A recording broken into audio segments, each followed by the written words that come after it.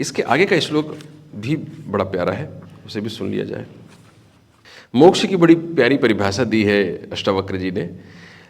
तृष्णा मात्रात्मको बंधस तन्नाशो मोक्ष उच्यते, भवान संसक्ति मात्रेण प्राप्ति तुष्टि मुहुर्मुहु। क्या अर्थ है? तृष्णा मात्र ही बंधन है और उसका नाश मोक्ष कहलाता है। संसार से पूर्ण अनासक्त हो जाने पर बारंबार आत्मतृप्ति की प्राप्ति होती है। मुक्ति मुक्ति मुक्ति मुक्ति कहते रहते हैं ना, तो मुक्ति क्या है? तृष्णा का नाश ही मुक्ति है। तृष्णा खत्म हो गई, मुक्त हो गए आप।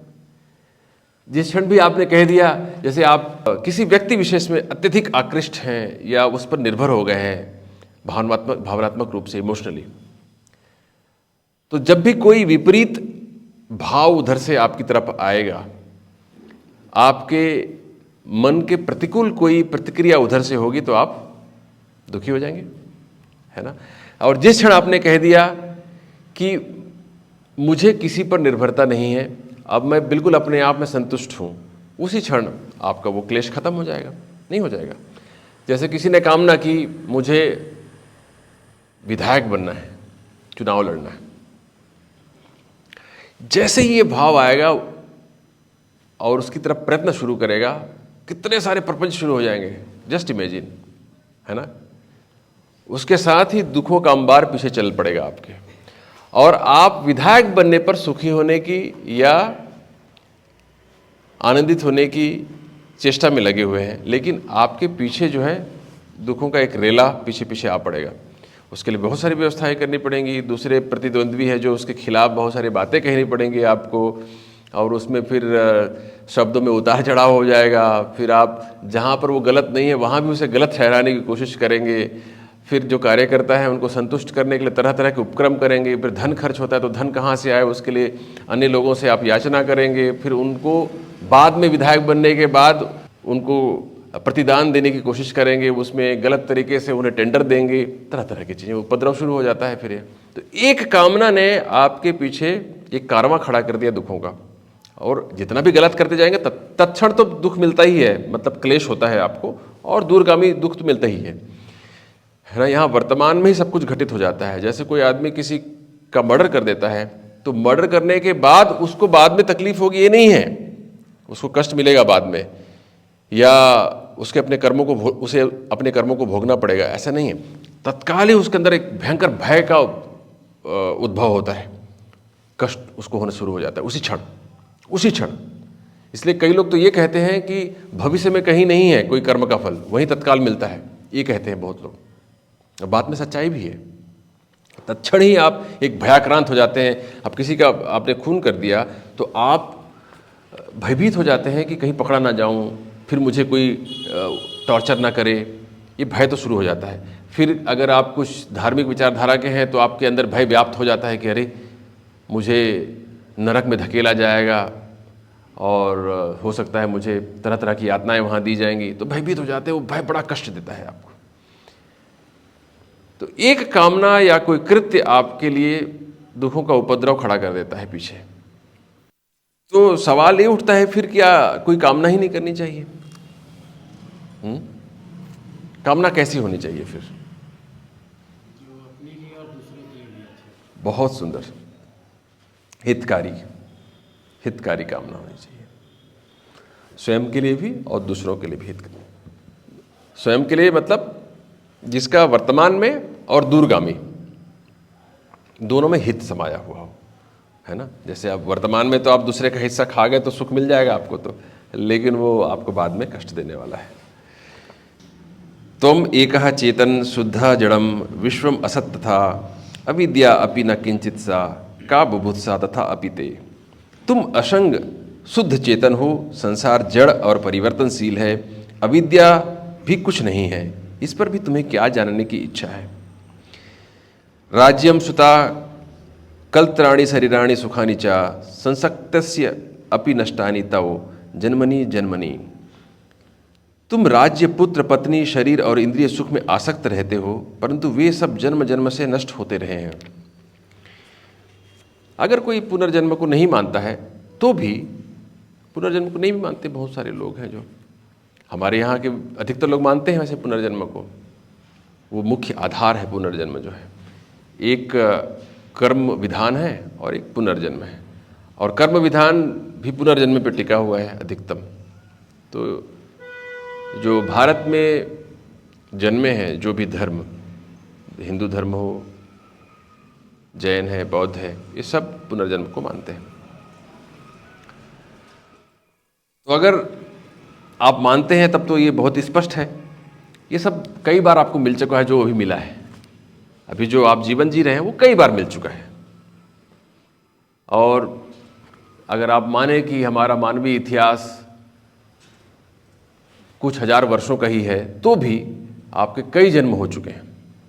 वैसे गीता कहती है कि आपके लाखों जन्म हो चुके हैं अब तक, कई रूपों में अलग अलग। मनुष्य जीवन भी हो सकता है बहुत बार मिल चुका होगा, ठीक है ना। तो इस मानवीय जीवन में भी वही चीज़ें हम दोहराते आए हैं, हर जन्म में वही चीज़ें, सेम चीज़ें हम दोहराते आए हैं, सेम चीज़ें। वैसे ही जन्म लेते हैं, वैसे ही बाल्यावस्था को उपलब्ध होते हैं, फिर वैसे ही गृहस्थाश्रम में प्रवेश करते हैं, वही व्यवसाय करते हैं, वही लोभ मोह करते हैं, और फिर वैसे ही मर जाते हैं। बार बार वही दोहराते हैं। जन्म की बात ही नहीं है, दिन वही चीज़ दोहराते हैं, प्रतिदिन भी वही चीज़ दोहराते हैं। अधिकांश चीज़ें उतना लंबा सोचने की भी जरूरत नहीं, जन्म की बात करने की जरूरत नहीं है। जब से आपने जन्म लिया है, किस चीज़ के पीछे आप दौड़ते रहे हैं? हमेशा एक सुख पाने के लिए दौड़ते रहे हैं। डेली कुछ ना कुछ आप जो कर रहे हैं उसके पीछे सुख की कामना है, आप वर्तमान के लिए या भविष्य के लिए सुख की कामना है, वही करते रहते हैं दिन भर, वही खाते हैं, उसी तरह के मनोभावों से गुजरते हैं, वही क्रोध, गुस्सा, प्रेम, लोभ, सब कुछ वही मनोभाव, पॉजिटिव नेगेटिव इमोशंस दोनों एक ही तरह के अनुभव करते रहते हैं। डेली आप वही अनुभव करते हैं, क्या अंतर पड़ता है? तो अष्टावक्र आपसे कहते हैं कि आप तुरंत मुक्त हो जाइए इन सब मनोभावों से, तुरंत आनंदित हो जाएंगे। और अगर पुनर्जन्म होता है तो आपके पुनर्जन्म होने की संभावना खत्म हो जाएगी, क्योंकि जो कर्मों की पोटली है वही लेके हम अगले जन्म में प्रवेश करते हैं। अगर कर्मों की पोटली खत्म हो गई, अगर कोई बीज है वो भुन गया, तो नए वृक्ष का जन्म नहीं हो सकता है। तो कर्म जो है वो नए बीज, हमारे बीज है। अगर उसको आपने ज्ञान अग्नि से दग्ध कर दिया, जला डाला, भून दिया, तो वो बीज जमीन पे डालेंगे तो भी वो वृक्ष नहीं बनेगा, पौधा का रूप धारण नहीं करेगा वो। तो अगर कर्मों के बंधन को आप ज्ञान की अग्नि से जला डालें। ज्ञान की अग्नि क्या है? ज्ञान की अग्नि है कि मैं चेतन स्वरूप हूँ, शुद्ध चेतन हूँ, ये शरीर नहीं हूँ, न मन हूँ, मैं शुद्ध चेतन हूँ। ये अगर बोध अच्छे से बैठ गया मन में, आपकी चेतना में, मन न कहें, आपकी चेतना में, तो आप मन और शरीर के बंधनों से मुक्त हो जाएंगे। और मन और शरीर ही आपके लिए नए कर्म का कारण बनते हैं, नए जन्म का कारण बनते हैं, नए शरीर का कारण बनते हैं। तो जैसे ही आप इनसे मुक्त हो जाते हैं, आपका वर्तमान तो जीवन मुक्त हो ही जाता है, आप इस दशा में ही मुक्त हो जाते हैं, पुनर्जन्म की संभावना भी सारी खत्म हो जाती है। ठीक है ना? बस बहुत हो गया। अलम अर्थेन कामेन सुकृतेन अपि कर्मणा एभ्या संसार कांतारे न विश्रांतम अभूत मनः। बस बहुत हो गया, धन के पीछे दौड़ते, कामनाओं के पीछे दौड़ते और पुण्य कर्म करते भी संसार रूपी घोर जंगल में भटकते, इनसे मन विश्राम नहीं पाया। यहाँ यंग बालक है यहाँ पर, तो इसको समझ में नहीं आ रहा होगा कि क्या चर्चा हो रही है। अभी तो दुनिया देखी ही नहीं और ये सब छोड़ने की बातें चल रही हैं यहाँ पर। तो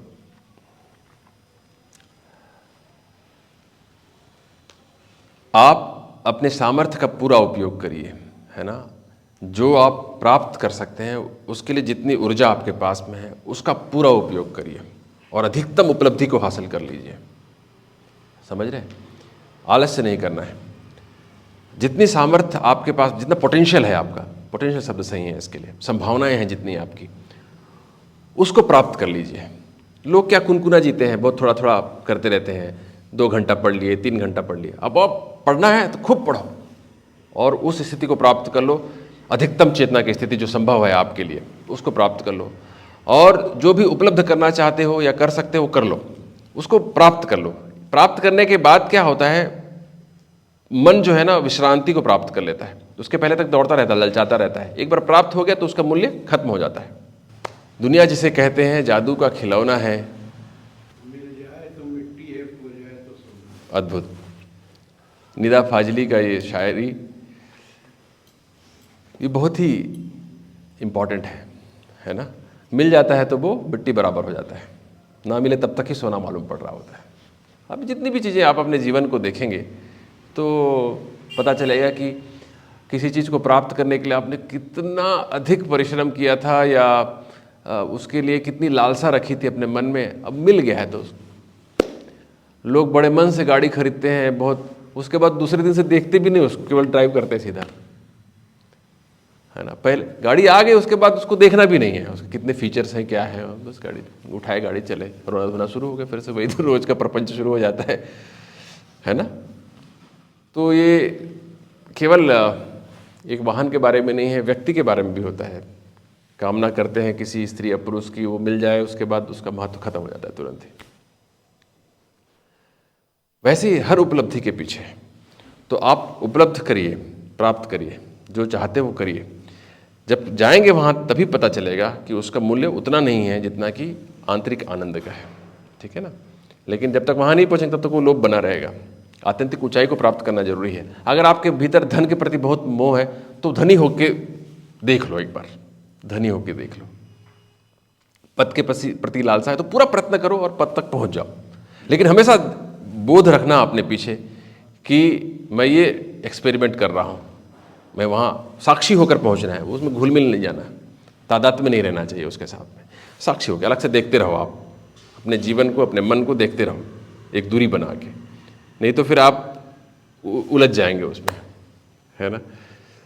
एक्सपेरिमेंट करते करते उसी के पार्ट हो जाएंगे आप भी। आप साक्षी होकर उसको देखते रहिए, दूर से देखना है।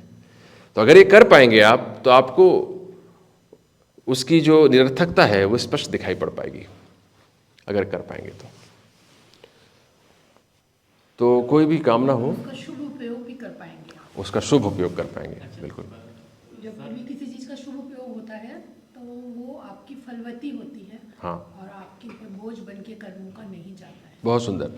तो जैसे आप बिजनेसमैन बनना चाहते हैं, कुछ भी बनना चाहते हैं आप, तो वहाँ पहुँचने के बाद आप उस चीज़ का सही उपयोग कर पाएंगे दूसरों के हित के लिए। अपने हित के लिए तो बहुत ज़्यादा करने को रह नहीं जाता। जब प्राप्त कर लेते हैं सब ऊंचाई को ना, अपने लिए कुछ करने जैसा नहीं रह जाता, फिर आप दूसरों के लिए करना चाहते हैं, उसी में आनंद आता है, ठीक है ना। उसके पहले तक आदमी अपने लिए सोचता रहता है, मुझे ये करना है, मुझे ये बनना है, सबको कुचल के उसके सर पे पैर रख के ऊपर चढ़ना है ऊंचाई पे, यही प्रयत्न करता रहता है पूरा जीवन, ठीक है। लेकिन जब व्यक्ति साक्षी होकर जीता है, वो जब पहुंच जाता है बड़े पद पर या बड़े ज्ञान की दशा में, तो उसका केवल एक ही उपयोग रह जाता है, दूसरों के लिए उपयोग करना है उसका। आप कुछ बोल रहे थे। धनी बोले आप, धनी बनना है तो धनी का डेफिनेशन क्या होता है, क्या? मैं अभी तो स्थूल धन की ही बात कर रहा था, मनी वाले धन की ही बात कर रहा था। हाँ, नहीं मतलब उसी में क्या, कैसे लेवल का आदमी, तो मैं ये देख रहा हूँ कि कितनों भी कमा ले, हाँ, उनको लगता है कि यार और कमाना ही है मेरे को। हाँ, वो तो तृष्णा की बात की मैंने, लेकिन मैं यहाँ बिल्कुल सही पूछ रहे हैं आप। मैं कह रहा हूँ कि आपके मन में एक, अभी देखो एक व्यक्ति है, अभी जैसे राठौर साहब है, राठौर साहब अभी धनी बनने का प्रयत्न करेंगे तो ये अंबानी तो नहीं बन पाएंगे ना। तो इनका एक होगा लेवल कि यहाँ पहुँचना है, मुझे इतना धन कमा लेना है, उस धन की बात कर रहा हूँ मैं, इतना धनी बनना है। तो किसी भी व्यक्ति के लिए एक अलग टारगेट होता है वो, कि इतना ही पहुँच सकता हूँ। थोड़ा रियलिस्टिक तो होना पड़ेगा आपको, आइडियलिस्टिक नहीं होना। अल्टीमेट संतुष्टि एक टाइम में आने के बाद में भाई की जो प्राप्त है, हाँ, वो पर्याप्त है करके। एग्जैक्टली।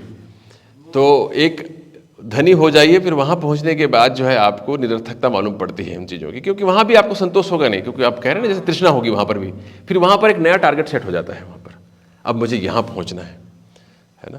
तो बहुत लोगों को देखता हूँ जो लोग 1 लाख रुपए आपके पास हो तो हाँ, आपको चाहिए 10 लाख, 10 लाख जब में। 10 हो गया तो 50, फिर करोड़, हाँ, फिर करोड़ों में गिनती चालू। जी हाँ, वो जी होना भी चाहिए। आप अगर कहीं काम कर रहे हो, किसी को प्लेटफॉर्म मिल गया है, हाँ, तो होना भी चाहिए, जी हाँ, होना भी चाहिए। और वो काम करते करते आपको संतुष्टि भी होनी चाहिए मेरे हिसाब से, कि जितना है हमें काम करो। मेरे ऐसा नहीं है कि मैं अब जैसे अडानी अगर कहीं बन गए हैं तो बोले यार छोड़ना, इतना आ गया मैं क्या करूं, लेकिन उनको प्लेटफॉर्म मिला है तो उनको करना चाहिए, एब्सोल्युटली, एब्सोल्युटली, संतुष्टि भी होनी चाहिए। ये बहुत सुंदर बात कह रहे हैं आप। राकेश झुंझुनवाला करके हुए थे एक, जो कुछ 1 साल या महीने भर पहले, कुछ महीने पहले है ना, 1 साल हो गया शायद उनका देहांत हुए। उनसे किसी ने पूछा कि आप इतना धन कमा चुके हैं शेयर मार्केट में और अभी भी लगे हुए हैं, तो उसने कहा कि मुझे इसके सिवा कुछ आता नहीं है यही काम है मेरा, यही आता है, मैं धन कमाने के लिए नहीं कर रहा हूं, मैं, मुझे यही आता है शेयर मार्केट, तो इसलिए मैं वो कर रहा हूं। तो ये दशा आनी चाहिए जैसे आपको उस काम में आनंद मिलना चाहिए और उससे किसी दूसरे की हानि नहीं हो रही है तो उसको करते रहिए। उसमें धन आता है बाय प्रोडक्ट के रूप में तो उसका आप सदुपयोग करिए, उसमें गलत नहीं है बिल्कुल भी। धन कमाना बंद करने की जरूरत नहीं है। धन के प्रति मोह रखना कष्ट देगा आपको, है ना। कभी धन आपका नीचे चला गया, दिवालिया हो गए, तो भी साक्षी रह सको आप, वो मेरा था ही नहीं करके। अगर इतना आप बना सकते हैं अपने मन को सुदृढ़, तो बात पूरी हो गई, तब आप जीवन मुक्त हो गए, जिसकी चर्चा अष्टावक्र कर रहे हैं अभी निरंतर, है ना। आत्मन्येव आत्मना तुष्टा स्थित प्रज्ञस्तदुच्यते।